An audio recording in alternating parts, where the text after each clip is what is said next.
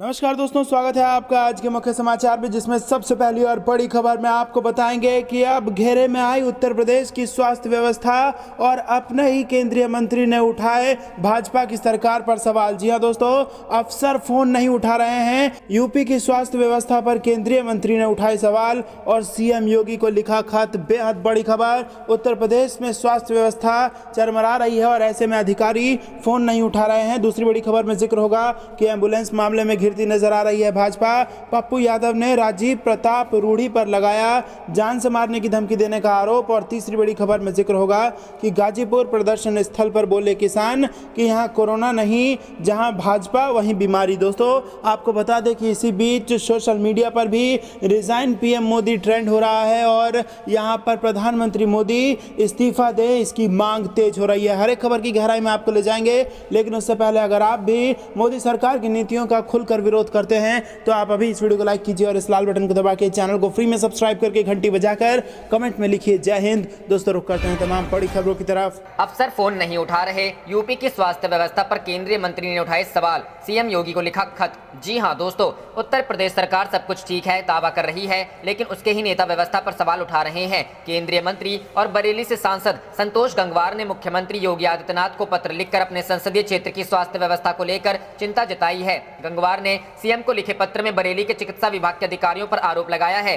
कि वे फोन नहीं उठा रहे हैं। सीएम योगी को लिखे पत्र में गंगवार ने कहा है कि ऐसे मामले सामने आ रहे हैं कि रेफर किए जाने के बाद भी मरीज जब सरकारी अस्पताल में जा रहा है तो उससे दोबारा जिला अस्पताल से रेफर कराकर आने को कहा जा रहा है। इससे कई मरीजों की हालत और बिगड़ जा रही है। उन्होंने इसे लेकर चिंता जताई है और कहा है कि संक्रमित मरीज को कम से कम समय रेफरल अस्पतालों में भर्ती किया जाए। केंद्रीय मंत्री ने जरूरी उपकरणों को बाजार में 1.5 गुना अधिक दाम पर बेचे जाने की भी शिकायत की है और अपील किया है कि इनकी कीमत का निर्धारण सरकार करे। उन्होंने कहा कि कोरोना संक्रमितों को बरेली के निजी अस्पतालों में भी भर्ती कराए जाने के प्रबंध का आग्रह किया है और कहा है कि निजी अस्पतालों को भी कोरोना अस्पताल को दी जाने वाली सुविधा दी जाए।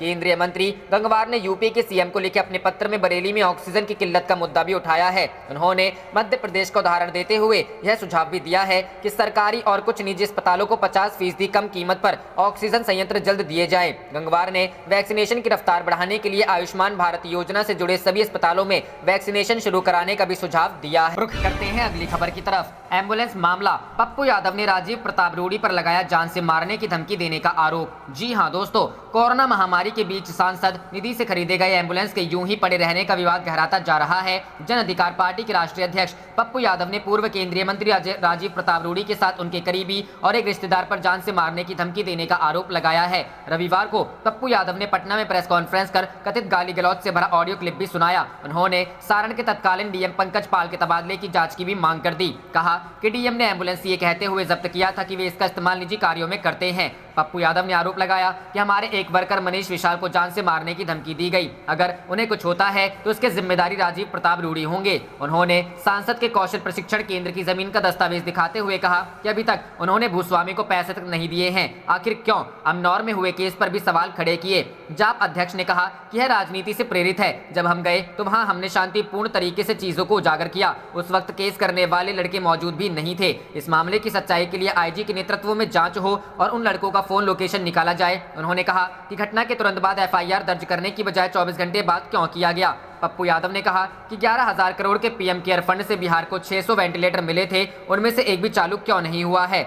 इस मामले स्वास्थ्य विभाग के पदाधिकारियों पर 302 का मुकदमा दर्ज हो। रुख करते हैं अगली खबर की तरफ। गाजीपुर प्रदर्शन स्थल पर बोले किसान, यहां कोरोना नहीं, जहां बीजेपी वही बीमारी। जी हां दोस्तों, कोरोना के बढ़ते संक्रमण के बावजूद दिल्ली से सटे सभी सीमाओं पर किसानों का आंदोलन जारी है। किसान केंद्र सरकार द्वारा पारित किए गए तीनों कृषि कानूनों को रद्द करने की मांग पर अड़े हैं। हालांकि कोरोना के बेकाबू होते संक्रमण का कोई असर किसान आंदोलन पर नहीं पड़ रहा है। आंदोलन में अभी भी बड़ी संख्या में किसान मौजूद है। किसानों ने यह भी कहा है कि आंदोलन स्थल पर कोरोना वायरस का कोई संक्रमण नहीं है और जहां भाजपा है वहीं यह महामारी फैली हुई है। दरअसल न्यूज 24 के पत्रकार राजीव रंजन ने गाजीपुर बॉर्डर पर मौजूद किसानों से जब मास्क लगाने को लेकर सवाल पूछा तो उन लोगों ने कहा कि यहाँ कोई भी नहीं है, इसलिए मास्क लगाने की कोई जरूरत नहीं है। साथ ही किसानों ने कहा कि यहाँ कोई कोरोना नहीं है, जहाँ बीजेपी वाले होंगे वही कोरोना होंगे। इसके अलावा किसानों ने यह भी कहा कि जब 6 महीने में कोरोना नहीं आया तो कोरोना अब क्या आएगा। इस दौरान जब पत्रकार ने किसानों से सवाल पूछते हुए कहा कि कोरोना वायरस की दूसरी लहर बेहद ही खतरनाक है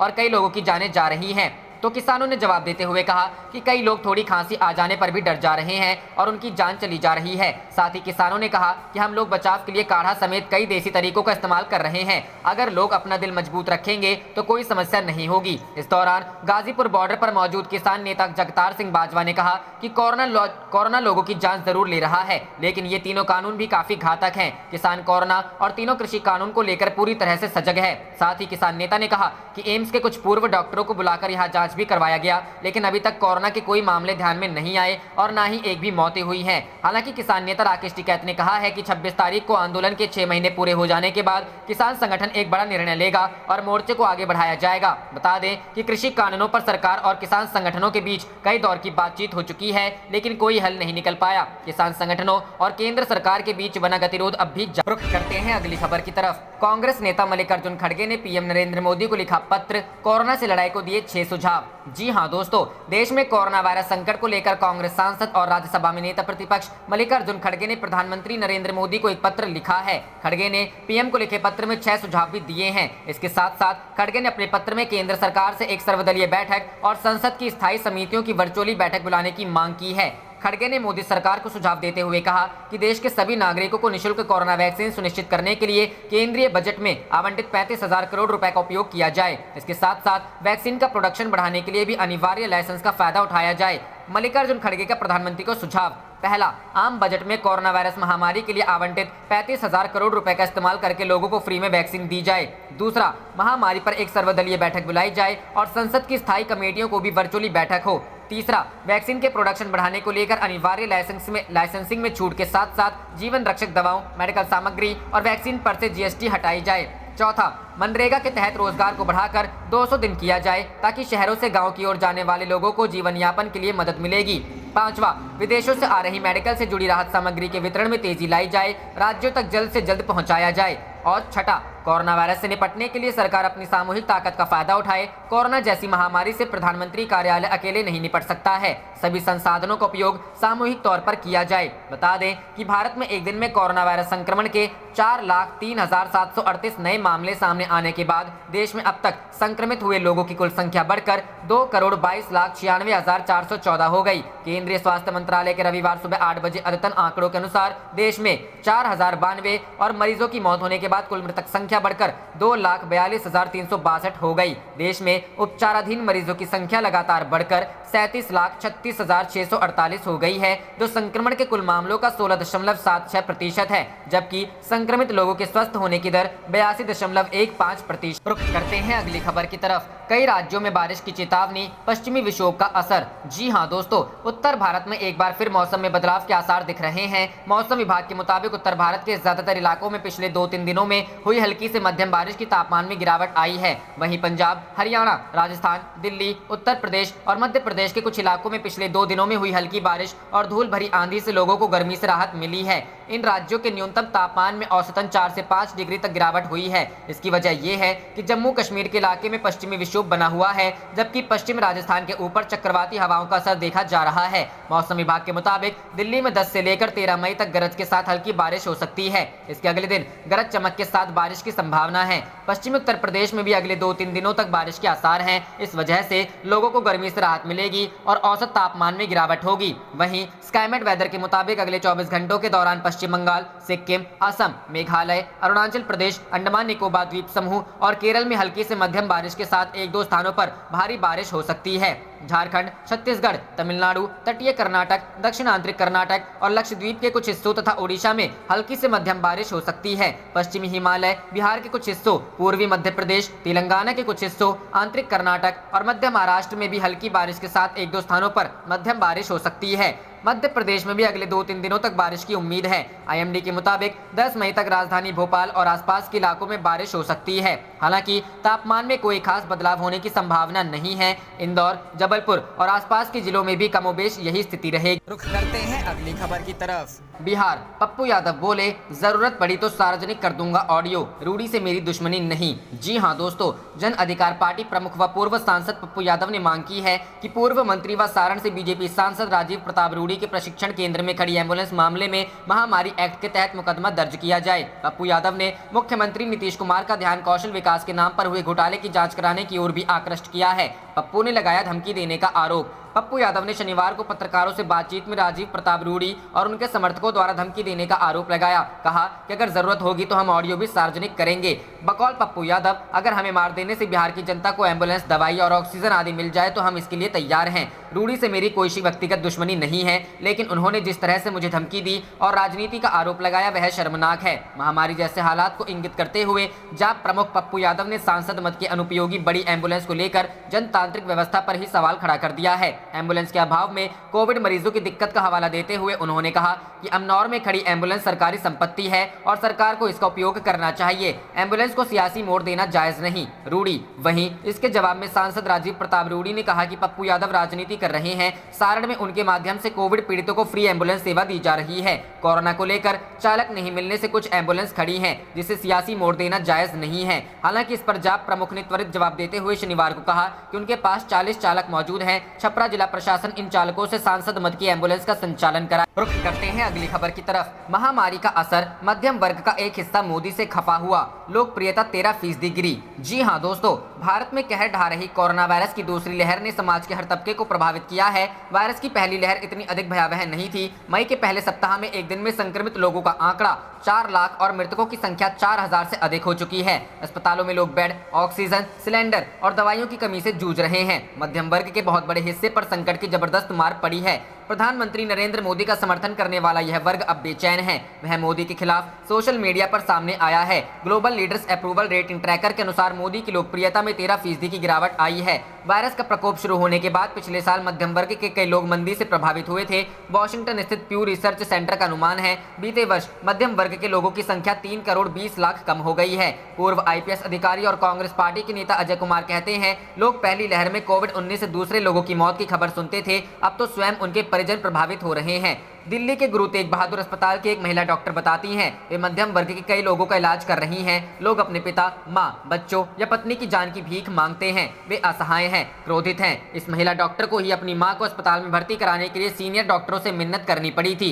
उन्हें ब्लैक में 10,000 रुपए देने के बाद भी रेमडेसिविर इंजेक्शन नहीं मिला। वे बताती हैं, उन्हें बहुत गुस्सा आया, लेकिन क्या किया जा सकता था। नई दिल्ली में स्वास्थ्य सेवाओं से जुड़े फराज मिर्जा की भी ऐसी ही भावनाएं हैं। 21 अप्रैल को सेंट स्टीफन अस्पताल में उनके पिता की मृत्यु हो गई। अधिकृत कारण दिल का दौरा बताया गया, लेकिन उस दिन अस्पताल में ऑक्सीजन खत्म हो गई थी। भारतीय मध्यम वर्ग का बड़ा हिस्सा मोदी की भारतीय जनता पार्टी का समर्थक रहा है। विश्लेषकों का कहना है कि अब यह मोदी के खिलाफ खड़ा हो रहा है। Centre for study developing societies में चुनावी राजनीति के रिसर्च प्रोग्राम लोकनीति के सह डायरेक्टर संजय कुमार कहते हैं, मोदी ने बहुत लोगों को निराश किया है, इनमें मध्यम वर्ग का बड़ा हिस्सा शामिल है। प्रधानमंत्री के काम को नापसंद करने वाले लोगों की संख्या अगस्त 2019 के 12% से इस वर्ष अप्रैल में बढ़कर 28% हो गई है। कुमार कहते हैं, लगता है मोदी ने संकट पर अधिक ध्यान नहीं दिया और लोगों को उनके हाल पर छोड़। रुख करते हैं अगली खबर की तरफ। किसान आंदोलन में 26 के बाद होगा बड़ा फैसला, राकेश टिकैत ने की घोषणा। जी हां दोस्तों, भारतीय किसान यूनियन के राष्ट्रीय प्रवक्ता राकेश टिकैत ने कहा कि तीनों कृषि कानूनों के विरोध में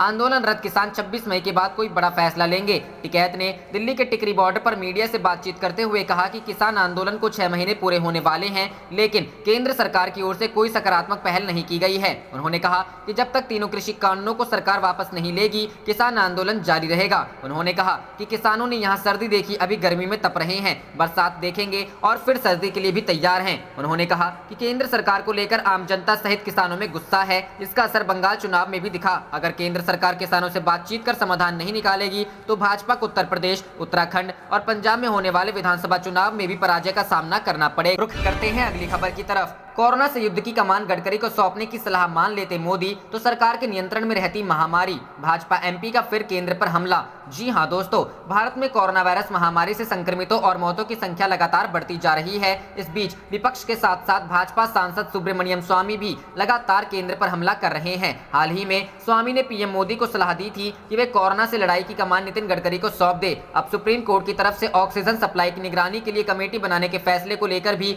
स्वामी ने तंज कसा है। क्या बोले सुब्रमण्यम स्वामी। भाजपा सांसद ने ट्वीट कर कहा, अगर मोदी ने मेरे गडकरी वाले प्रस्ताव मान लिया होता तो कोरोना वायरस से युद्ध सरकार के नियंत्रण में रहता। अब सुप्रीम कोर्ट ने एक कमेटी नियुक्त कर दी है जिस प्रस्ताव पर सॉलिसिटर जनरल ने आत्मसमर्पण कर दिया। एक लोकतंत्र में यह सरकार के खिलाफ आदेश है। पीएमओ की टीम को बताया था सनकी। स्वामी ने एक अन्य ट्वीट में कहा, हम अब 3 मोर्चों पर युद्ध जैसी स्थिति में हैं, अर्थव्यवस्था, चीन और कोरोना वायरस महामारी पर। बता दें कि राज्यसभा से भाजपा के सांसद स्वामी ने कुछ दिनों पहले ही कोरोना महामारी के खिलाफ लड़ाई का मोर्चा गडकरी को सौंपने की वकालत करते हुए पीएम कार्यालय के अधिकारियों को भी आड़े हाथों लिया था। उन्होंने कहा था कि हमें इस संकट से निपटने के लिए गंभीर प्रबंधन करने वाली टीम चाहिए जो कि प्रतिक्रिया पर निगरानी रख सके और योजना तैयार कर सके, न कि पीएमओ की सनकी टीम। चीन को लेकर भी चेतावनी दे चुके हैं स्वामी। एक दिन पहले ही सुब्रमण्यम स्वामी ने देश की चिंताएं बढ़ाते हुए कहा था कि मुसीबत की इस घड़ी में चीन ने अपनी सेना पीएलए की अतिरिक्त कुमुक वास्तविक नियंत्रण रेखा के पार लद्दाख में भेज दी है ताकि भविष्य में वह हमला कर सके। अपने ट्वीट में उन्होंने कहा था कि हम लोग भी तैयार हैं, लेकिन हमको लोगों की जान के रूप में बहुत बड़ी कीमत चुकानी पड़ेगी। साथ ही उन्होंने कहा कि भारत ने पहले गलती की, हमें चीनी सैनिकों के वापस जाने तक कैलाश रेंज से हटना ही नहीं चाहिए था। रुख करते हैं अगली खबर की तरफ। कैप्टन अमरिंदर सिंह ने कहा,